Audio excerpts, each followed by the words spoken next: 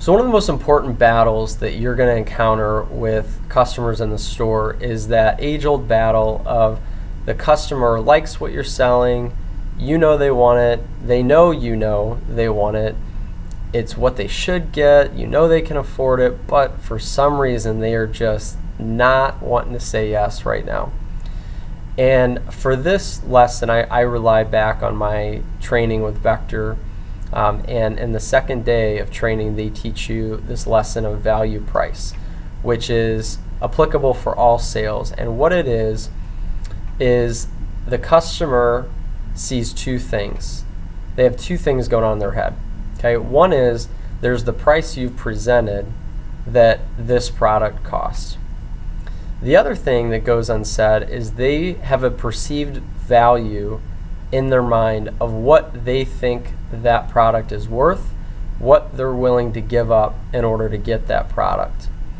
And the old example is if I tried to sell you a pen, okay, a writing utensil for $10,000, no one's going to do that, right? You're going to say no, okay? Whether you've got the money, you don't, doesn't matter. But if I said, hey, here's a perfectly brand new Ferrari for $10,000, okay? Even if you don't need a car, even if you know nothing about Ferraris, we all know that a Ferrari is worth way more than 10 grand, right? And so that's the extreme example that it's the same amount of money, but it's two different things, and there's a difference in perceived value. So the purpose of this lesson, of this video, is for you to understand that your job in this scenario is to do your very best to instill the greatest amount of perceived value for the customer so that the price therefore looks lower, is more feasible, is more attainable. Now, regardless, in any sales scenario, if the value is looked at as the same or less than the price, the chance of making a sale is very low. But if the value far exceeds the price, then your chances of making that sale are much, much greater. So how you do that boils down into a few things: building rapport, your relationship with the customer, them trusting you, them feeling the confidence in you. Obviously, their functional use for the product, are you giving them the right names and uses? And then, lastly, it's affordability. Value is going to be the answer to everything, but the art of closing, in which gets talked about more, such as splitting something up on a payment plan, only becomes the solution if the problem is affordability.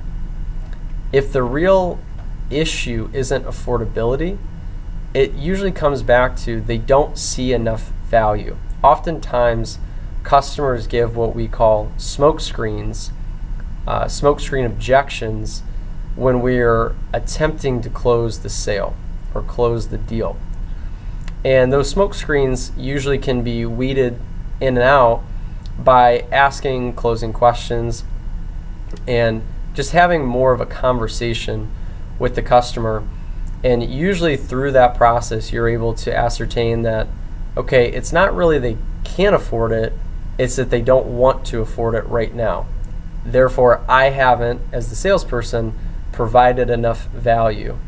So how you can do that goes back to really the first thing in step one, which is building rapport and establishing a relationship with the customer, getting a bond of trust, and then figuring out what are their wants and needs and how are you providing a solution to those wants and needs and maybe any problems or holes in their set or their kitchen that you can find. So through that process, which is a rinse, wash, and repeat type of process, it's never ending. But through that process, if you can find yourself building enough value to the point that it's very difficult for the customer to say no, once you then present them with options such as customizing a set, breaking it up in a multi-pay, having the free trial, having the 30-day money back forever Cutco guarantee, those things make it very difficult for you not to sell at least something.